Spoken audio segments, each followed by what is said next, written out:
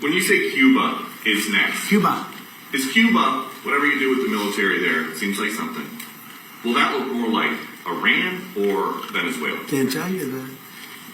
I can tell you that they're talking to us. It's a failed nation. They have no money, they have no oil, they have no nothing. They have nice land. They have nice landscape, you know. It's a beautiful island. I think Cuba, I don't know, in its own way, for, you know, tourism and everything else, it's a beautiful island. Great weather.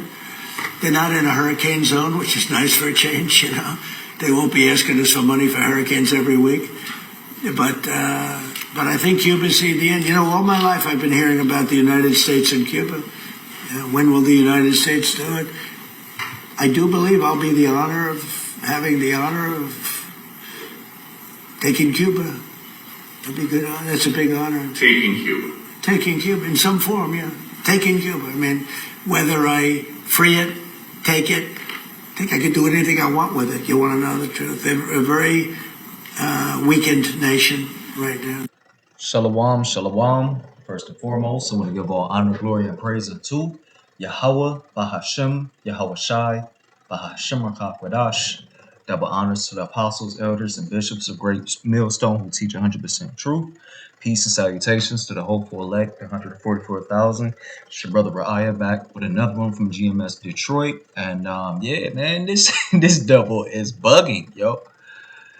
This man, he haven't learned from past history. I don't know if you remember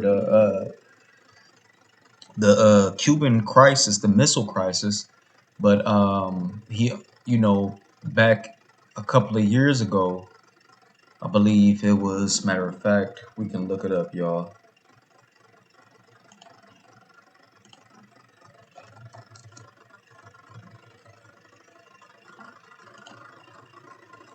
So the Cuban Missile Crisis.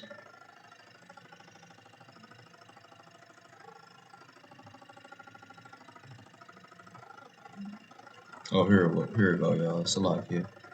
So it says the Cuban Missile Crisis was a 13-day Cold War confrontation in October 1962 that brought the United States and the Soviet Union to the brink of nuclear war over Soviet missiles in Cuba, right?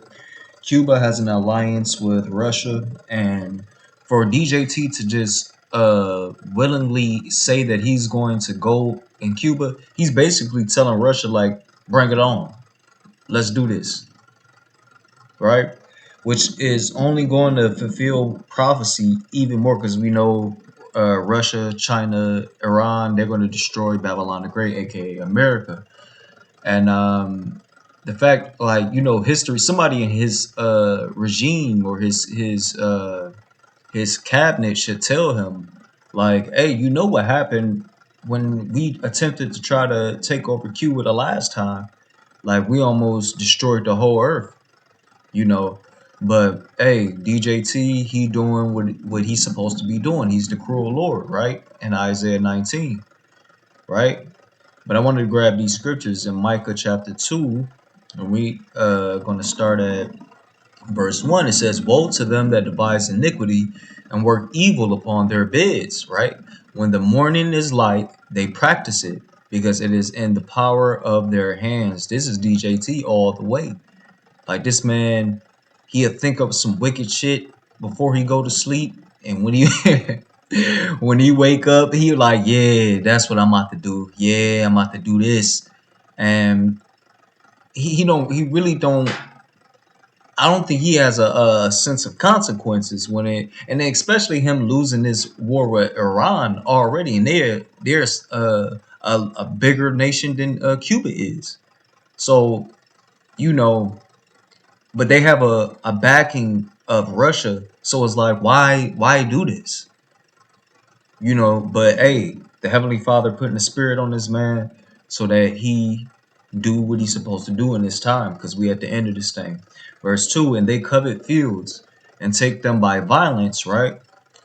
And this is what he's doing. Like, if, you know, if Cuba didn't have its own protection, which they do, like if they didn't have Russia, he would just straight go in there. He wouldn't even announce that he would have just straight went in there.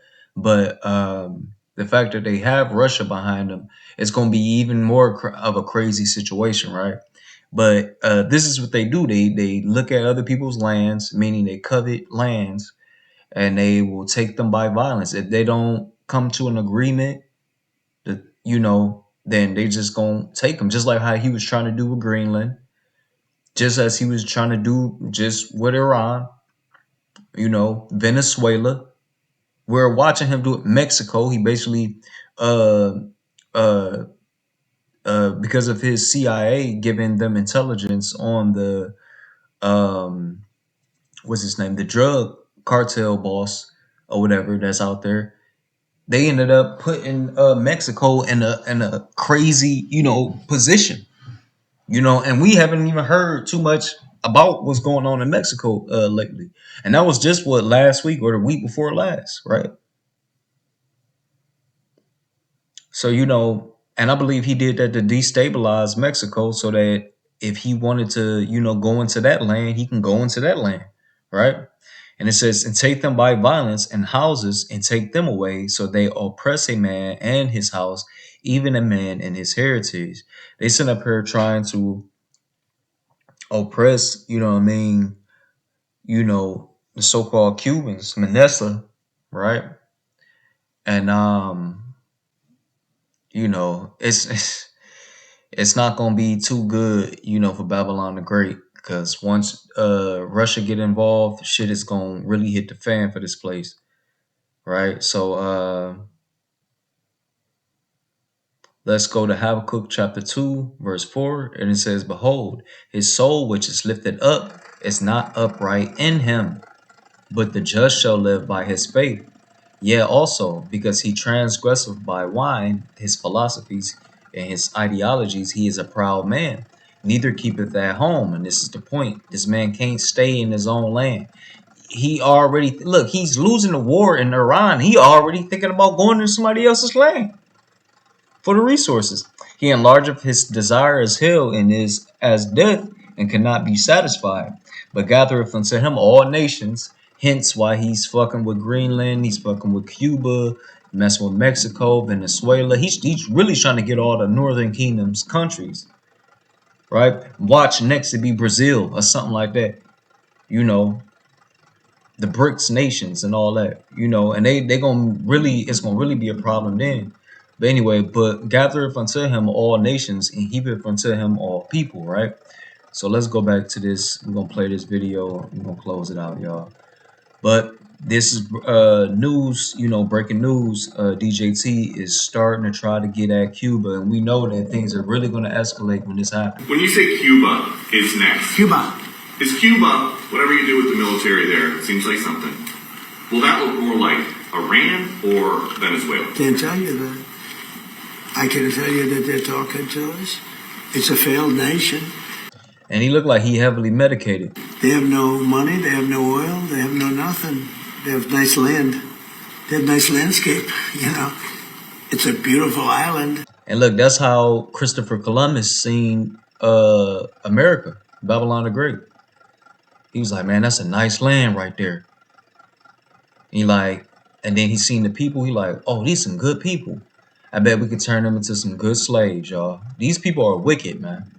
I think Cuba, in its own way, if tourism and everything else, it's a beautiful island, great weather. They're not in a hurricane zone, which is nice for a change, They won't be asking us for money for hurricanes every week.